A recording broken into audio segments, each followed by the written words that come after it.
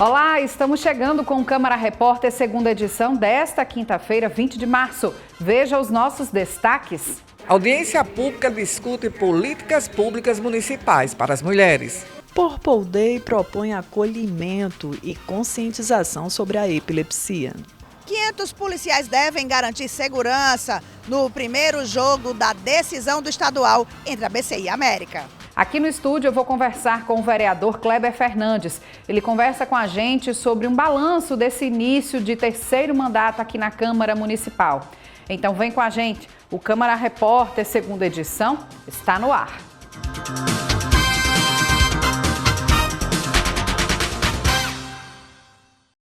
A ação da gestão pública na vida das mulheres foi o tema central de uma audiência pública realizada na Câmara Municipal na tarde desta quinta-feira.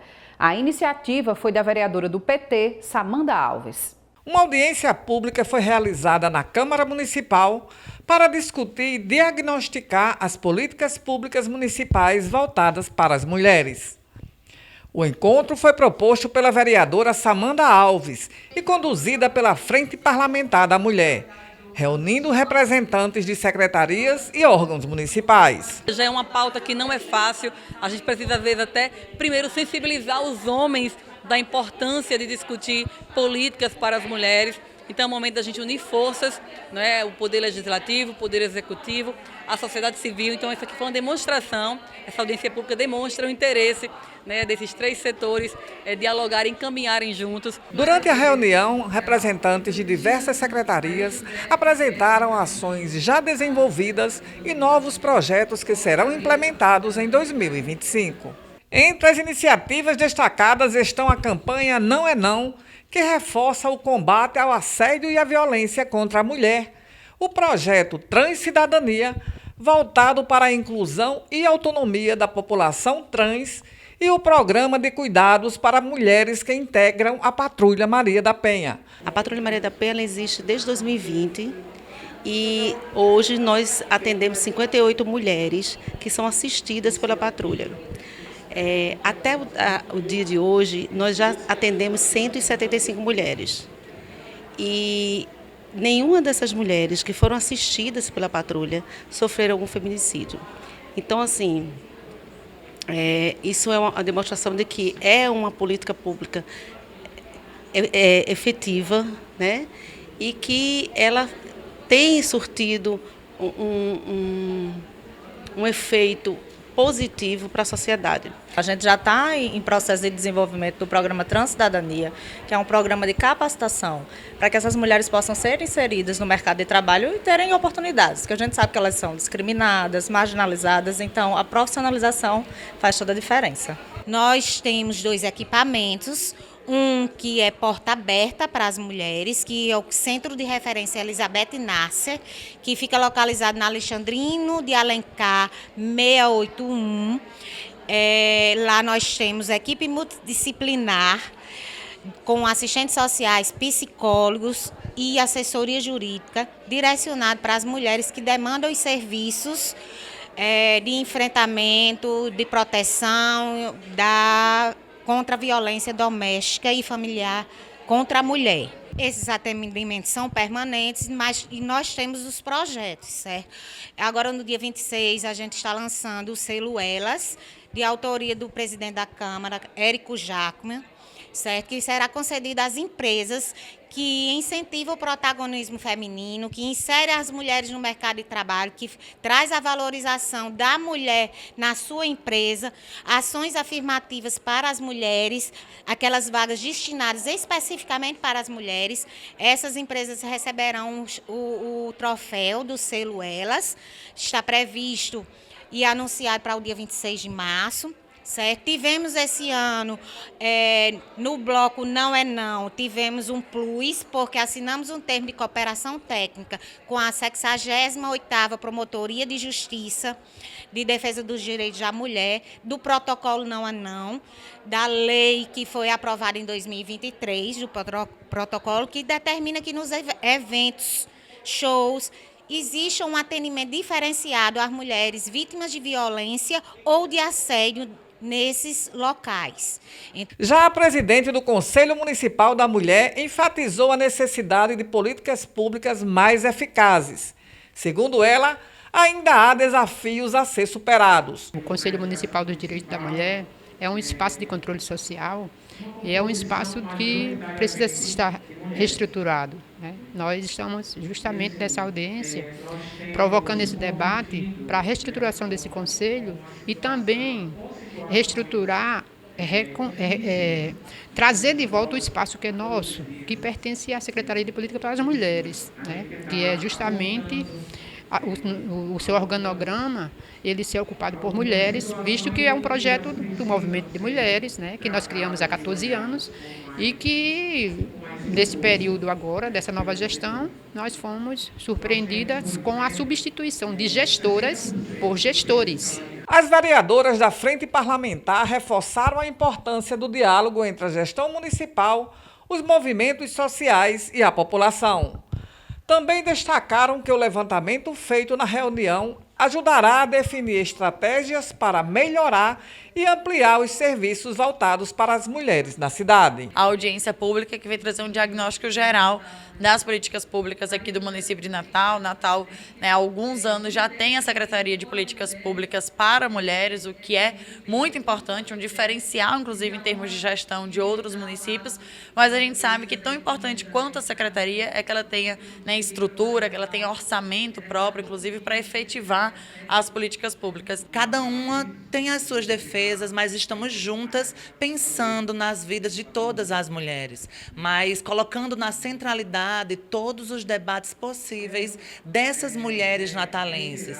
Eu ser a primeira mulher trans, o que eu sempre reafirmo que não é sobre mim, é sobre tantas outras mulheres trans e travestis que precisam também que as políticas públicas sejam mais afirmativas e que cheguem a todas elas. Vemos aqui representantes de várias secretarias, mas também do movimento estudantil, das mulheres trabalhadoras do município, dos movimentos comunitários, e foi um momento muito rico. Nós vamos agora organizar as contribuições para poder compartilhar com todas as vereadoras mulheres que estão nessa casa e assim a gente ter uma ação legislativa de forma organizada e sintonizada com as demandas das gestoras municipais e também das mulheres de Natal. Também nesta quinta aconteceu a sessão ordinária dos vereadores. Veja os destaques. No pequeno expediente da sessão ordinária desta quinta, o vereador Robson Carvalho destacou a emenda impositiva que destinou para a castração de animais de rua e domiciliares da capital potiguar. Uma emenda de R$300 mil para a Secretaria de Saúde, especificamente para o Centro Zoonose, para que nós possamos nos próximos dias estar executando essa emenda. Uma emenda importante para a causa animal e uma emenda importante para a saúde pública também, que é para castrar nossos animais em situação de rua e animais domiciliados também. É importante ressaltar que a castração é uma das soluções, né? Tanto para a redução de animais em situação de rua, como também para amenizar a quantidade de doenças zoonóticas aqui na nossa cidade. Então, destinamos essa emenda e vamos buscar uma melhor modalidade que atinja de forma democrática toda a cidade de Natal, as 4 zonas de Natal. O vereador Pedro Henrique ressaltou a importância do Dia Internacional da Pessoa com Síndrome de Down, celebrado no dia 21 de março. Destacamos aqui no pequeno expediente a importância do dia 21 de março. Importante também para nós, legisladores, ter o olhar atento para construir políticas públicas eficientes e eficazes que possam melhorar a qualidade das pessoas, principalmente as pessoas com síndrome de Down. Então a nossa função aqui é garantir essa legislatura um olhar atencioso. O vereador Matheus Faustino usou o pequeno expediente para reprovar as invasões que ocorrem em propriedades privadas da cidade. O parlamentar propõe a criação de uma comissão especial de inquérito para fiscalizar esse tipo de situação. Eu resolvi tomar uma atitude aqui, inclusive para ficar de resposta dentro do parlamento, já que tem muitos parlamentares aqui que se consideram de direita e de centro-direita e que são contra a invasão de propriedade privada, assim como eu. Então eu resolvi propor uma comissão especial de inquérito para a gente começar a fiscalizar e ver quem financia esses movimentos, porque eu já vi gabinetes de parlamentares de esquerda aqui da casa que por muitas vezes estão dando auxílio para esses, ao meu ver, delinquentes que ficam aí rasgando a lei e ficam fazendo atos ilícitos. A redução de voos domésticos e internacionais a partir do aeroporto Aloysio Alves foi tema de um debate na Assembleia Legislativa nesta quinta-feira. Entidades do setor turístico e representantes do poder público estiveram presentes. A redução de voos comerciais com destino a Natal e Mossoró foi o tema central da audiência pública na Assembleia Legislativa proposta pelo deputado Baldo Fernandes. Segundo ele, a diminuição da oferta de voos tem gerado reflexos na economia potiguar. O Estado será comprometido, tendo em vista o cancelamento, a suspensão desses voos, que faz a ponte aérea Mossoró-Natal, Mossoró-Recife. E a preocupação maior nossa é que não haja suspensão de outros voos em relação à cidade de Natal. Então nós estamos aqui com um debate com as instituições ligadas ao turismo, o Poder Público Municipal de Mossoró, Natal, os aeroportos, enfim, aqueles que defendem o turismo do nosso estado. Todo novo negócio hoje, toda situação em diferentes classes sociais precisam de rotas de acesso. Nós vivemos numa cidade onde a rodovia ela não é duplicada, nós não temos uma ferrovia. O aéreo seria a possibilidade mais viável e com a sua inoperância a gente realmente fica comprometido de acesso. A gente sabe hoje que o porte do nosso aeroporto, ele limita o tamanho da aeronave, que esse tamanho da aeronave hoje está escassa no mercado, que vão fazer um investimento lá para botar o PAPI é um equipamento que tem, e você vai conseguir aumentar a quantidade de aeronaves. Mas a gente diz sempre, o prefeito Alisson diz sempre, não é buscar um voo, não é buscar 2 voos, é tornar isso, fomentar várias rotas, assegurar que a ausência de um voo não comprometa toda a malha aérea. Então é isso que a gente quer. É importante não só para Natal, mas para todo o estado, né, como você disse nessa questão da economia afetando geralmente Mossoró para os voos, e Natal a gente não é diferente. A gente vê o alto índice elevado nas passagens, né, diferente de outras capitais, onde muita gente de Natal está indo viajar por Recife, por João Pessoa, até por encontrar passagem 3 vezes mais barata do que Natal, e isso é uma preocupação, né, para o futuro do nosso aeroporto, como também para a nossa economia. A maior conectividade aérea dentro do RN é uma necessidade para o desenvolvimento da principal atividade econômica, o turismo, defendida pelos representantes do segmento do município e do estado. O turismo no estado como o Rio Grande do Norte é a mola impulsora da economia. Então, os voos para um destino turístico como o Rio Grande do Norte são muito importantes. Eu costumo dizer que o sucesso de um destino ele começa com a conectividade aérea, principalmente no Brasil, que nós somos quase que dependentes desse modal, né? Nós não temos o ferroviário, por exemplo. Nós temos, claro, o rodoviário, que é muito importante, principalmente para o regional, mas a conectividade com o restante do Brasil e o mundo, somos dependentes da conectividade aérea. Então, esse debate é muito importante, porque trata principalmente do crescimento que o Rio Grande do Norte teve, da quantidade de voos de 24 para cá, né? 24 frente a 23, nós crescemos cerca de 12, 13% a sua oferta de assentos, e agora no primeiro trimestre de 25 já cresce 4% contra o primeiro trimestre de 24, que foi a melhor alta temporada depois de 2020. Então, não à toa, o crescimento de oferta corresponde com o crescimento da alta temporada. Então isso é muito importante, esse debate está acontecendo aqui nesse plenário hoje. Uma pauta econômica para o Rio Grande do Norte. Vejam a importância do giro de nós termos um Rio Grande do Norte conectado, principalmente pela parte aérea, e isso vai acelerar a economia, vai acelerar a conectividade entre as capitais, entre os municípios, porque nós vamos entrar no momento junino. Nós temos Mossoró, cidade junina, um grande evento a nível nacional. Imagine as pessoas que vão vir para Natal, que vão querer ir para Mossoró, que vão querer, terminou o São João e vão querer voltar para Natal e vão querer ir para outro município.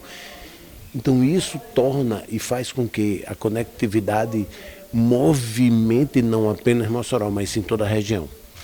Eu estou utilizando casualmente o Mossoró Cidade Junina, mas a partir do momento que a gente tem o Rio Grande do Norte conectado, essa pauta econômica ela vai ser muito mais rápida e vai ser de uma assimilação econômica para todos os municípios. O diretor-presidente da Improtur garante que novos investimentos no aeroporto estão previstos para possibilitar a operação de aeronaves de maior porte. No entanto, eles não devem ocorrer antes do Mossoró Cidade Junina. O governo do estado e o governo federal se juntaram para fazer investimentos no aeroporto de Mossoró, que é já na casa dos 40 milhões, para que esse aeroporto passe a receber aeronaves maiores. Nós estamos falando dos jatos que a Gol, a Latam e a própria Azul podem operar. Nós estamos falando da possibilidade, a partir da finalização dessas obras, de conectar Mossoró com praças como Guarulhos, Galeão, Brasília, Salvador. Então, não só fortalecer Mossoró como um potencial regional, que ele já é, mas o potencial nacional e mundial, com a sua Costa Branca, ali que começa em Tibau, vai até o pôr do sol no Rosado, com as cavernas de Felipe Guerra, por exemplo, com as serras de Martins e da região do Alto Oeste, e é o próprio turismo corporativo, que Mossoró é muito forte, seus eventos corporativos, o próprio Mossoró Cidade Junina. Então, o nosso trabalho agora é mostrar para as companhias aéreas que com um aeroporto novo, capaz de recebê-las, nós podemos conectar Mossoró com o mundo. O presidente da Associação Brasileira da Indústria de Hotéis, ABIH, Edmar Gadelha, ressaltou que Natal permanece entre as principais opções de destino do Nordeste, com destaque para a rede hoteleira. Por este motivo, há necessidade de resolver questões relacionadas aos voos para atrair mais turistas. Nós temos algumas limitações de conectividade, ao mesmo passo que nós temos uma grande oferta na nossa rede hoteleira. Nós temos uma das redes hoteleiras mais robustas do país. Então, se você tem uma grande oferta, você tem que conseguir atrair uma grande demanda também. O Rio Grande do Norte e a cidade de Natal se posicionam muito bem nas buscas espontâneas e orgânicas por parte dos canais de venda. Natal é a terceira cidade mais procurada do Nordeste e a 8ª do país. Então, a gente não tem visto a conversão na mesma proporção em vendas efetivas. Esses dados nós retiramos da plataforma da Omnibis, que é uma capilarização que você tem com vários operadores, com centenas de operadoras. Então, são dados estatísticos muito precisos. Então, a gente entende que se houver uma política de incentivo fiscal e de renúncia fiscal para que aumente esse fluxo da malha aeroviária, naturalmente aumentará o fluxo de turistas e a oferta e a geração de emprego e renda para a nossa população. O Tribunal Regional do Trabalho realiza nesta sexta-feira um leilão que envolve mais de 80 lotes de bens penhorados. O primeiro leilão do ano do TRT acontece nesta sexta-feira a partir das 9 da manhã. As propostas podem ser feitas de forma online ou presencial. Entre os principais itens leiloados estão 5 apartamentos em um residencial no bairro de Lagoa Nova, uma área de 153 mil metros na praia de Pititinga, vários lotes em condomínios na praia de Muriú e em Tibau do Sul, granjas em Monte Alegre e Macaíba, além de uma fazenda em São José de Mipibu. O leilão ocorre no auditório do Depósito Judicial do TRTRN, que fica na rua Doutor Nilo Bezerra Ramalho, no bairro de Morro Branco. Agora vamos de oportunidade. A Marinha do Brasil prorrogou as inscrições para o concurso de oficiais. Edesiane Moreno. A Marinha do Brasil prorrogou até o dia 28 de março as inscrições para o concurso para fuzileiros navais. Das 1.680 vagas oferecidas, 62 são para Natal. A primeira etapa é uma prova com 50 questões de múltipla escolha. Os candidatos aprovados na fase inicial serão convocados para as etapas complementares. Os aprovados em todas as fases e classificados no número de vagas ingressam nas fileiras da Marinha como aprendiz fuzileiro naval e receberão uma bolsa auxílio de R$ 1.300. A taxa de inscrições custa R$ 40 e pode ser feita no site marinha.mil.br/CGCFN. E veja daqui a pouco, conscientização sobre a epilepsia é reforçada com a campanha do Março Roxo. Não saia daí que voltamos já. Esse é Enzo, 13 anos, adora ir ao cinema, viajar e sonha em ser youtuber. Mas ainda pequeno, ele foi diagnosticado com osteosarcoma. Os principais sinais: calor e vermelhidão no local, torócia e inchaço. Procure um médico. E não esquece do Enzo, porque o diagnóstico precoce faz histórias. Casa Durval Paiva, 30 anos.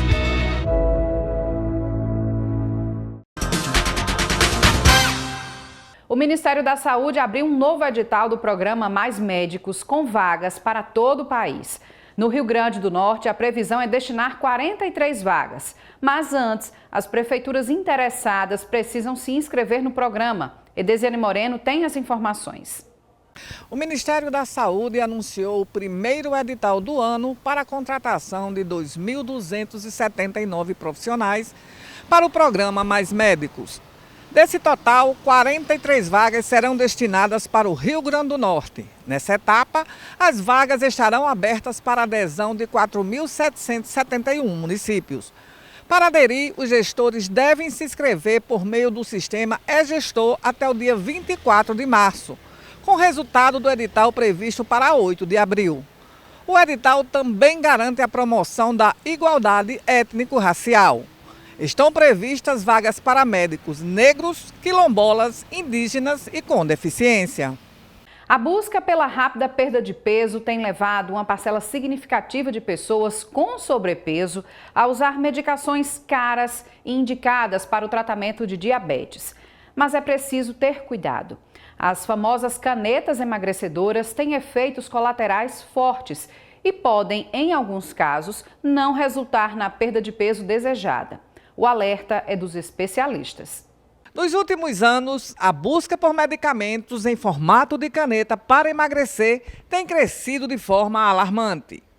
Embora sejam indicados para o tratamento da diabetes, muitas pessoas têm recorrido a eles com o objetivo de perder peso rapidamente. Segundo especialistas, essa prática é perigosa, pois o emagrecimento durante o uso do medicamento é apenas um efeito colateral e não resultado da indicação principal. A indicação oficial é uma medicação para diabéticos obesos, né? Diabéticos que estão acima do peso, porque o mecanismo de ação é justamente um controle da glicose e um dos efeitos colaterais, que é saciedade precoce, aumento do tempo de esvaziamento gástrico, favorece a perda de peso.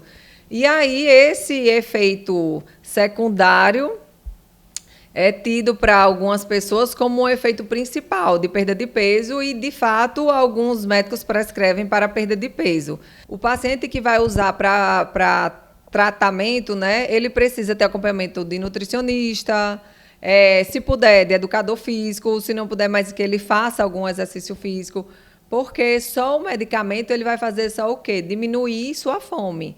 Mas a qualidade do alimento e a quantidade, quem vai determinar vai ser o paciente. Então, se ele não fizer boas escolhas, ele não vai ter um resultado tão bom quanto esperaria de ter. Na tentativa de emagrecer, Suzane experimentou 3 tipos dessas canetas, mas não obteve o resultado esperado. Pelo contrário, sofreu efeitos colaterais severos, o que gerou grande preocupação. No fim, a única solução eficaz que encontrou para perder peso foi a cirurgia bariátrica. Minha experiência não foi positiva, porque eu estava passando muito mal, eu não conseguia ingerir nem água que eu realmente colocava para fora. Foi uma vez, eu tentei, não consegui, não tive êxito, depois novamente tentei de novo, cerca de 3 meses depois, e depois mais 1 ano, tentei de novo, sem sucesso, até que eu busquei outra forma realmente, que foi a cirurgia bariátrica. Alcancei de forma saudável, sem passar mal, e estou muito feliz e realizada. Apesar do alto custo, medicamentos como Ozempic e Saxenda estão entre os mais procurados para emagrecer, devido principalmente à divulgação nas mídias. Mas essa popularidade também preocupa farmacêuticos, já que a revenda irregular desses remédios tem se tornado cada vez mais comum. Essa procura ela aumentou. As pessoas falam assim, olha, eu vi tal produto na internet e vocês têm? Quanto tá? Tem, como é que funciona? Posso tomar assim, assim, assado? Então, é uma coisa que ele aumentou por conta muito da internet. Outro fator preocupante é a facilidade com que esses remédios são prescritos. Muitos médicos têm receitado essas substâncias exclusivamente para emagrecer. Como resultado, algumas pessoas desistem do acompanhamento nutricional, confiando unicamente no efeito do remédio. Vamos ver se está tudo ajustadinho ali primeiro. Então, vamos utilizar como forma da estratégia, né? Então, eu fiz uma reeducação alimentar, eu tenho como manter, sustentar esse estilo de vida ali, aquelas escolhas, eu tenho escolhas saudáveis. né? Então, não vai resolver o problema, a canetinha. Então, vamos tratar de fazer realmente a reeducação alimentar, a mudança de estilo de vida. Esse sempre vai ser o melhor caminho, mais saudável. Enquanto isso, um medicamento desenvolvido especificamente para emagrecimento tem ganhado destaque. No entanto, ela ainda não está disponível para venda no Brasil, o que faz com que os interessados precisem importá-lo. Nos últimos tempos, com o lançamento, né, dessas medicações, que já foi nos últimos 15 anos, vem aumentando, né, a procura dessas medicações com fins de emagrecimento. E, recentemente, aumentou mais isso porque os novos medicamentos, como a semaglutida e agora, por último, o Mounjaro, eles têm uma potência emagrecedora maior do que os primeiros a serem lançados. E todos esses que já existem aqui é o que tem mais efeito na potência de emagrecer e menos efeitos colaterais. Em geral, essas medicações as pessoas procuram muito quanto mais potentes elas são para emagrecer. E agora que foi lançado esse Mounjaro, que não chegou aqui no Brasil, mas já chegou nos Estados Unidos, na Europa, ele tem uma potência emagrecedora maior, por isso que já tem tanta gente trazendo, né, de fora. Depois de muitos anos tentando perder peso sem sucesso, Josinete decidiu buscar ajuda profissional. Foi então que conheceu o tratamento com a caneta exclusiva para emagrecimento. Segundo ela, foi a única maneira de finalmente atingir seu objetivo e eliminar 20 quilos. Hoje, ela se sente mais leve, saudável e feliz com sua conquista. Minha vida toda foi tentando emagrecer. Já tentei diversas vezes, já fiz uso de vários tipos de medicamento, mas nenhum que de fato conseguisse chegar a um nível de satisfação como o Mounjaro, né? Eu conheci o Mounjaro através das redes sociais, foi quando eu comecei a fazer pesquisas e vi que era um medicamento muito bom. Foi quando eu procurei um nutrólogo, foi quando eu entrei com a medicação. Então, eu fiz a minha primeira aplicação e com 15 dias, após essa primeira aplicação, eu tive aí uma perda bem significativa de 7 quilos. Eu fiz realmente um tratamento direitinho e em 2 meses eu consegui atingir o meu peso que eu tanto desejava, que era realmente os 55 quilos. As pessoas que não precisam, não use aleatoriamente, porque a gente não sabe nem como é que vai ser o futuro dos efeitos dessas medicações. Principalmente essa última, são medicações novas e a gente sabe que tem eficácia em pacientes que têm doenças crônicas estabelecidas. Mas num paciente saudável que está usando aleatoriamente, só para perder poucos quilos, a gente não sabe se isso vai ter uma repercussão futura. Neste mês de março, celebramos o Purple Day, o Dia Mundial de Conscientização sobre a Epilepsia. A nossa equipe de reportagem conheceu a história de vida de Flor, a mãe de uma adolescente fundadora da Apoie Epilepsia. Flor, de 15 anos, convulsiona diariamente desde o nascimento devido à falta de oxigênio na hora do parto. A condição trouxe diversas limitações para a jovem, mas também foi o ponto de partida para a criação do grupo Apoie Epilepsia, fundado por sua mãe, Luzia Saraiva, em parceria com outras 2 mães atípicas, com a proposta de acolher e conscientizar sobre a epilepsia. Quando Flor nasceu, a primeira coisa que eu ouvi dela foi: ela convulsiona sem parar. E assim são esses 15 anos de vida.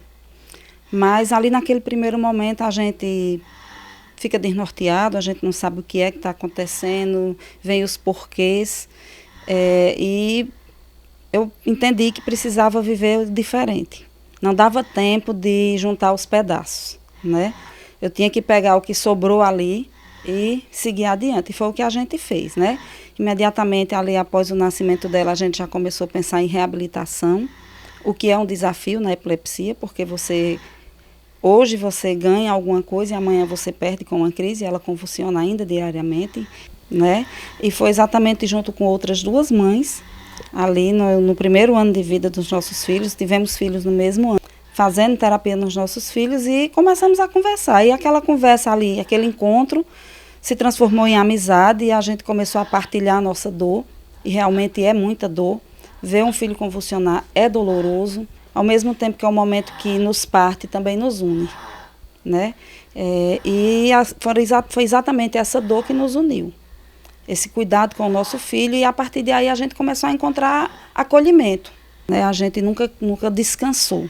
A gente sempre procurou, eu acho que isso qualquer mãe atípica, ela vira não vou dizer não só uma batalhadora, mas ela vira um investigador, uma cientista. Ela começa a procurar o que fazer para melhorar a vida do filho.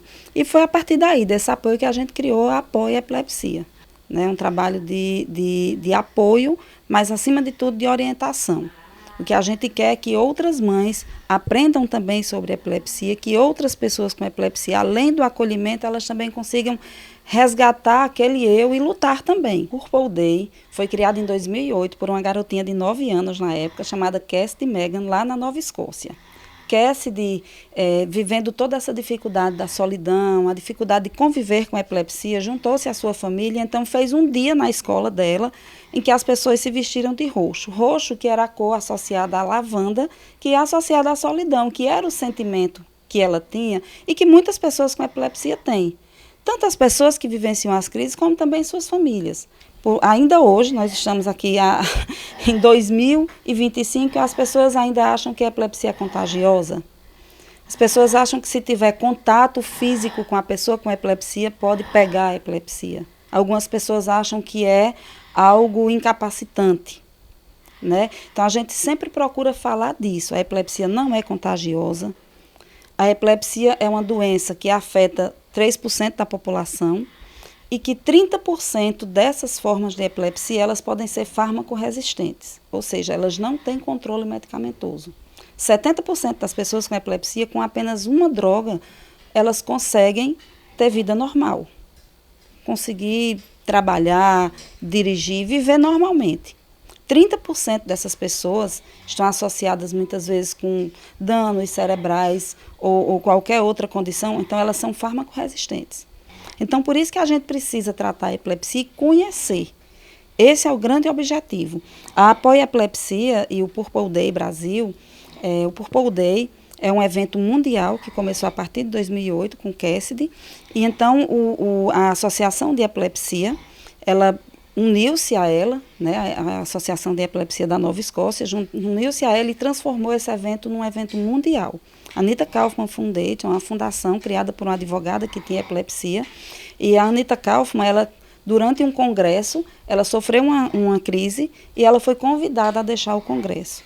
E aquele momento de preconceito extremo que ela sentiu motivou ela a transformar o trabalho dela em conscientização sobre a epilepsia. Todos os anos a gente faz uma campanha. Esse ano a campanha de 2025 é Permita-se. O que é que a gente quer trazer para as pessoas? Além da conscientização, a gente quer trazer para as pessoas aquela vontade de viver. Quando a gente fala permita-se, a gente quer dizer às pessoas que elas podem ter qualidade de vida, buscando o tratamento adequado, buscando o apoio adequado, chamar a família, convidar a sociedade para que entendam e acolham as pessoas com epilepsia, que a gente tenha espaços de lazer que acolham essas pessoas, o ambiente social preparado. Então, as pessoas, a própria comunidade, saber entender como é que age diante de uma crise convulsiva, como é que acolhe aquela pessoa no pós-crise. E hoje a gente tem muitas pessoas que chegaram até nós, que nos buscaram pelas redes sociais, pelo contato direto.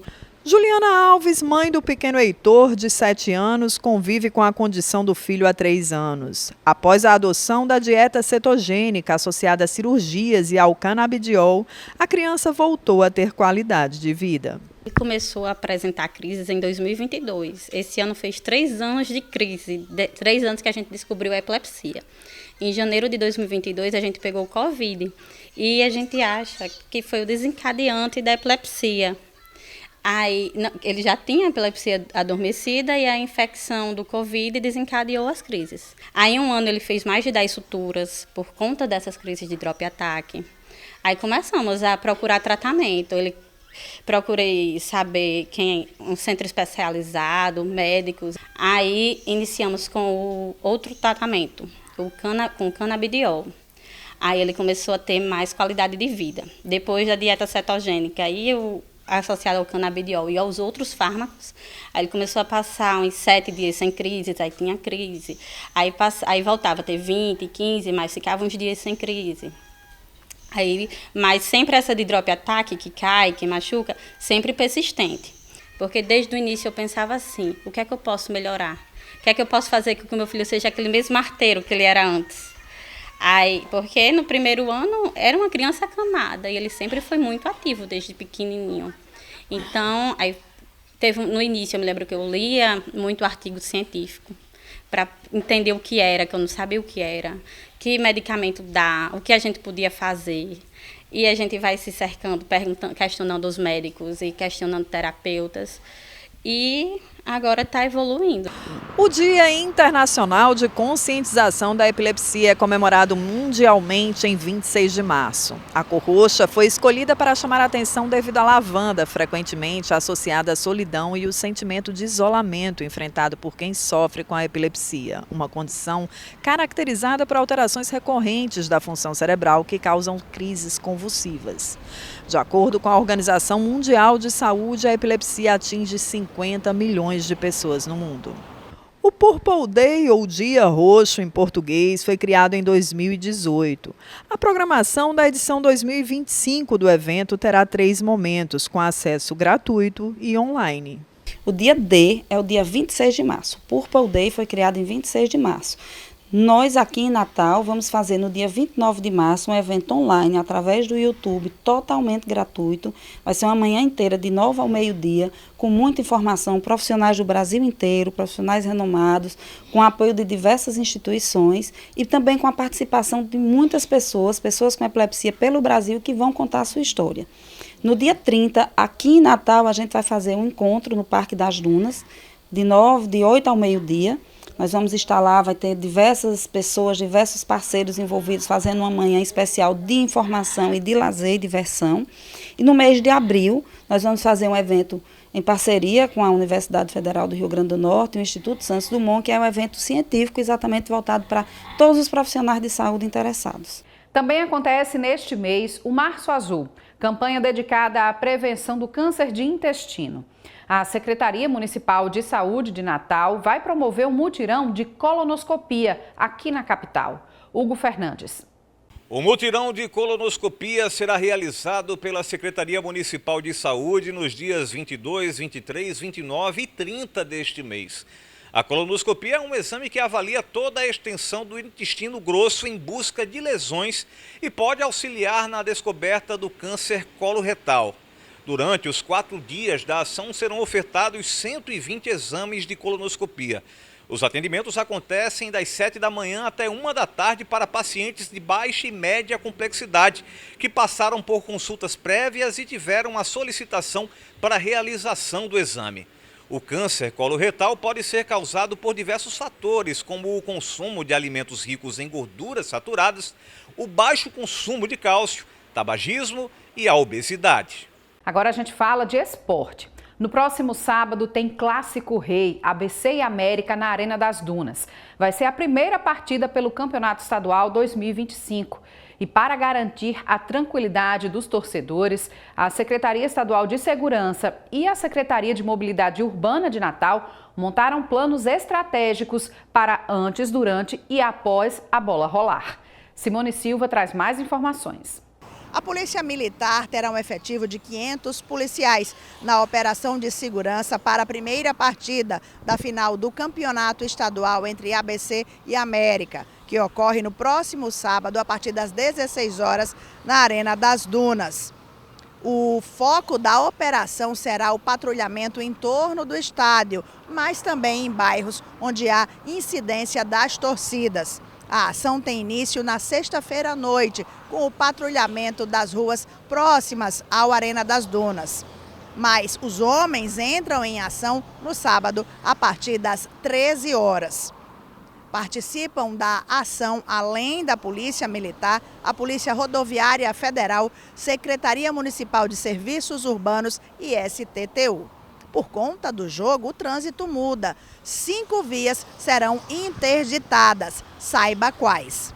O trecho da Avenida Lima e Silva, que dá acesso à Avenida Prudente de Moraes, embaixo do viaduto, além do trecho para quem sai de Candelária para acessar a Lima e Silva, e o túnel da Romualdo Galvão serão fechados a partir das 14 horas.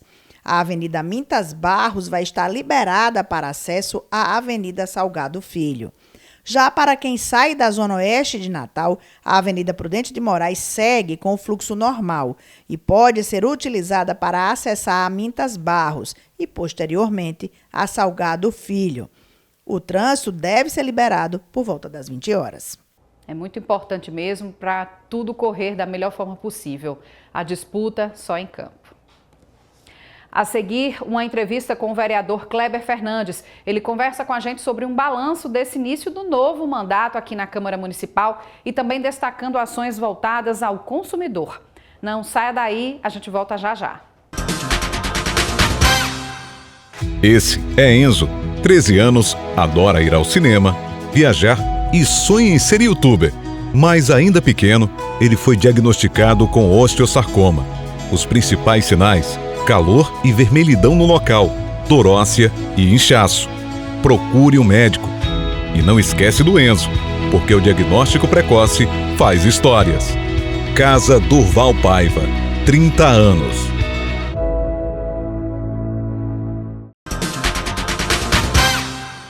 Estamos de volta com o Câmara Repórter e a gente recebe aqui no estúdio o vereador Kleber Fernandes, que nessa legislatura preside a Comissão de Defesa do Consumidor da Câmara Municipal de Natal. Vereador, seja muito bem-vindo aqui para conversar conosco neste novo momento, né, desta nova legislatura. Pois é, uma satisfação mais uma vez estar aqui, dialogando com a comunidade, com a população, através da nossa TV Câmara. Vereador, como eu falei, o senhor já vinha presidindo essa comissão do consumidor, é uma área que realmente o senhor tem uma identificação maior. No último fim de semana foi comemorado o Dia do Consumidor. Como é que o senhor pretende atuar dentro dessa atuação, né, com a comissão para a garantia, né, das defesas dos direitos dos consumidores? Pois é, Larissa, o Código de Defesa do Consumidor é uma das legislações consumeristas mais avançadas do mundo, diga-se de passagem, né? Então, infelizmente, o consumidor brasileiro não tem uma capacidade de interpretação do que diz o Código de Defesa do Consumidor, e daí surge a necessidade de legislações municipais ou estaduais paralelas que possam adequar a característica, a realidade das relações de consumo locais e, consequentemente, e ao encontro do que prevê a legislação do Código de Defesa do Consumidor. Então, a Câmara cumpre um papel importante. O nosso mandato, por exemplo, já aprovou diversas leis com relação à proteção e à defesa do consumidor natalense, em consonância com o que prevê o Código de Defesa do Consumidor. A comissão tem um papel também de ouvir a sociedade através de audiências públicas, através de debates, e, além do mais, em parceria com o PROCON municipal, nós realizamos uma série de ações, de fiscalizações em estabelecimentos comerciais da cidade, e isso faz com que a comissão se depare com a vivência prática do dia a dia, com as infrações, com os abusos, com as distorções que acontecem em desfavor do consumidor na vida cotidiana do comércio de Natal, e a partir daí surgem também novas discussões, novas ideias, a necessidade de alteração em algumas legislações ou criação de novas, a fim de promover e enaltecer a proteção e a defesa do consumidor em Natal. Dentro dessas visitas, enfim, que a comissão realiza, que vocês procuram, né, averiguar o cumprimento dessas leis, e do Código mesmo de Defesa do Consumidor, principalmente, mas o que ainda é mais corriqueiro de irregularidades para assim, que vocês encontram, né?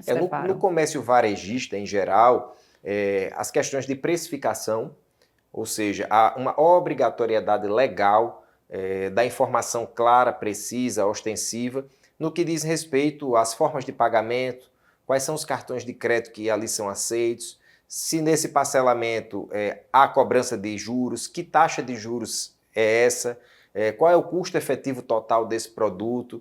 E hoje há uma prática corriqueira das lojas, sobretudo as lojas de magazine, que têm os seus cartões de crédito próprios, né, com bandeiras próprias, induzirem o consumidor a adquirirem ou a fazerem o cartão de crédito da própria loja, com a justificativa de que eles teriam outros benefícios, como um parcelamento em um número maior de vezes, e ele deixa de informar, ele omite a informação acerca dos demais cartões, né? Então ele diz, eu faço aqui em 24 vezes somente no cartão da loja.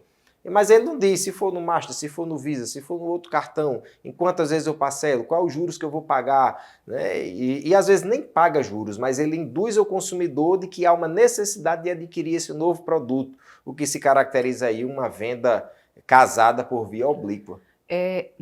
Vereador, e por outro lado, o consumidor está mais informado ou ainda cai muito nessas situações corriqueiras, né, mais subliminares? Essas situações corriqueiras, o consumidor está ficando cada vez mais atento.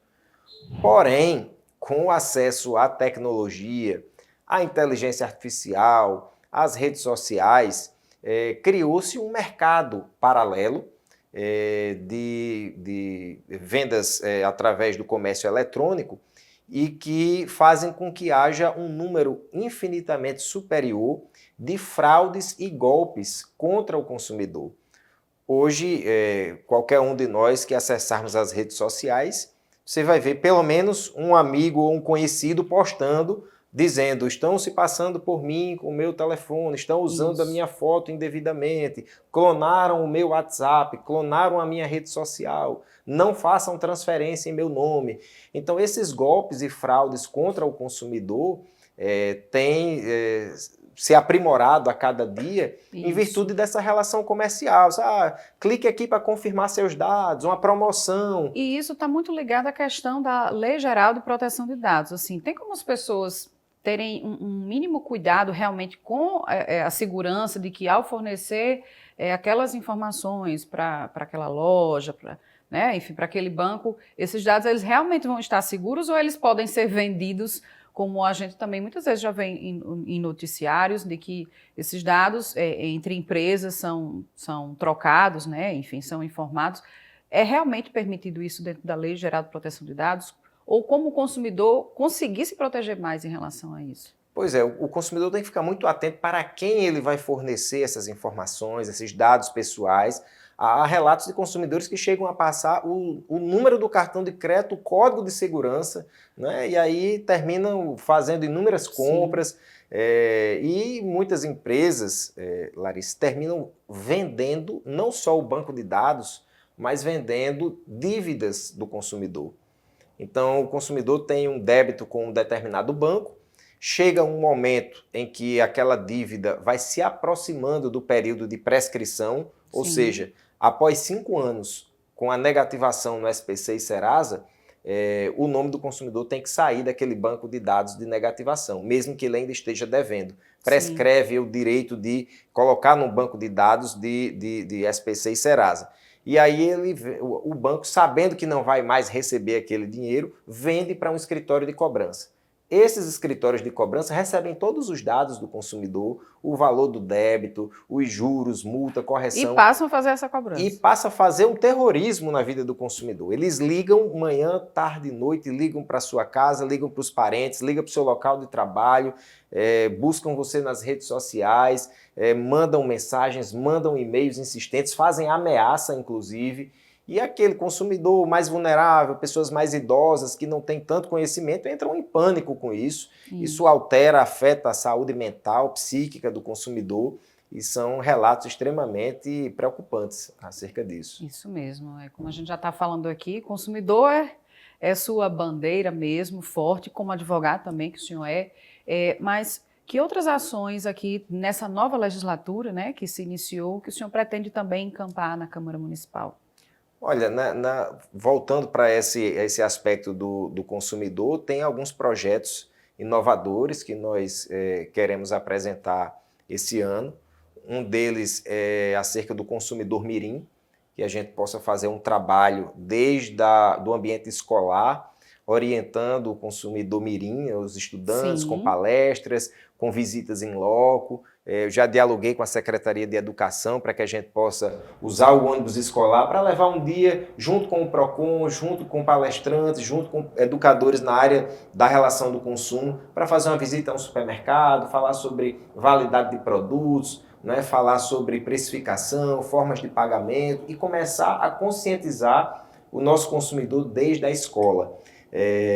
Uma outra situação que tem a ver com segurança pública, mas interfere na vida do consumidor, é o roubo constante de fios de cobre. Sim. Né? E isso, à medida que os fios são roubados, você perde conexão e serviços essenciais na casa do consumidor, telefonia, internet, etc. O consumidor fica afetado com isso. E nós apresentamos um projeto de lei para fazer o cadastramento das sucatas de Natal, porque só há roubo ou furto de fios porque há quem compre e comercialize isso lá na ponta. Então é preciso que a prefeitura exija notas fiscais, faça uma fiscalização mais intensa nessas sucatas, exija a identificação do fornecedor, de quem ele adquiriu aqueles fios, né, peça documentação, para que a gente possa coibir essa prática e que vai facilitar a vida do consumidor, que termina sendo prejudicado sem ter nada a ver. Com certeza. Vereador, aqui na Câmara o senhor compõe a base, né, do prefeito Paulinho Freire. Como é que o senhor avalia esses primeiros 60 dias, caminhando para 90 dias dessa gestão? Faço uma avaliação positiva. O prefeito Paulinho Freire indicou um secretariado extremamente técnico, pessoas com expertise, com experiência na gestão pública, com passagem por outras gestões e também com uma mentalidade mais inovadora. O prefeito Paulinho tem um perfil muito conciliador, por ter sido vereador várias vezes, conhece a cidade, os problemas de Natal de perto, né, pela sua atuação parlamentar de 6 vezes vereador, deputado federal, e isso facilita muito o diálogo com o Poder Legislativo, facilita a tomada de decisões no âmbito do Poder Executivo. Eu vejo que ele tem se destacado com medidas administrativas inovadoras, com uma gestão pública de uma forma dinâmica, e acredito que em pouco tempo já vamos colher bons frutos. Tivemos agora um carnaval que foi organizado, entre aspas, em cima da hora, porque ele tinha acabado de assumir a prefeitura. Sim. Mas já com transporte gratuito para a população, com uma alta aceitação do povo com relação às atrações, às festividades, uma movimentação econômica gigantesca e para os cresceu ambulantes. O público, né? Esse ano assim, foi bem perceptível mesmo. E isso faz com que Natal ganhe em movimentação econômica, em turismo, e para que o ano que vem o turista ou até mesmo o natalense que iria, né, para Olinda, para Recife, para Caicó, ele passe a ficar em Natal, né, passe a ficar aqui e valorizar a nossa cultura local. Tá bom, então vamos acompanhar os próximos passos, sempre torcendo pelo melhor para a nossa cidade. Vereador, e quem quiser acompanhar o seu mandato, como é que faz? Pode nos acompanhar através das redes sociais, no Instagram, @KleberFernandesVereador, também acessar o nosso site, né, www.kleberfernandesvereador.com.br. Aqui na Câmara Municipal, nosso gabinete sempre à disposição para atender a população, e acompanhar também pela TV Câmara, né, os nossos pronunciamentos, os nossos projetos. É importante que a população saiba o que o Parlamento Municipal faz pela nossa cidade. Muito obrigada, vereador, pela sua participação. Nós agradecemos, bom trabalho. Sempre à disposição. E esta edição do Câmara Repórter fica por aqui. É você que nos acompanha. Obrigada pela audiência. A gente volta a se encontrar aqui ao longo da nossa programação, sempre trazendo muitas notícias e informações sobre a nossa cidade. Tchau.